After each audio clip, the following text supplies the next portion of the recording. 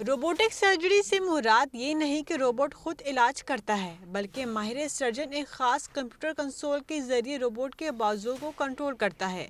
Robotic آلات انسانی ہاتھ سے زیادہ لچکدار اور چھوٹے ہوتے ہیں، جو نہایت باریک اور درست طریقے سے سرجری انجام دیتے ہیں۔ روبوٹک سرجری کے ذریعے مریض کو کم تکلیف، کم خون کی ضیاع اور جلد صحت یابی جیسے فوائد حاصل ہوتے ہیں۔ اگرچہ روبوٹک سرجری نئی نہیں، لیکن خیبر پختونخوا میں پہلی مرتبہ تجرباتی بنیاد پر انجام دی گئی۔ انٹروڈکٹری ٹائپ ورکشاپ ہوئے جو روبوٹ کے ذریعے سرجری، پہلی سرجری یہاں پہ کے پی میں اور انسٹیٹیوٹ آف کڈنی ڈیزیز میں۔ ابھی ہم نے پروپوزل بھجوا دیا، تو ہوپ فلی انشاءاللہ یہ ٹیکنالوجی ہم حاصل کر لیں گے اور پھر ریگولر بیسس پہ یہاں پہ ہوں گے انشاءاللہ۔ یہ ٹیکنالوجی کینسر آپریشن، گردے کی پتھری اور ہرنیا جیسی پیچیدہ سرجریوں میں خاص طور پر مؤثر ہے۔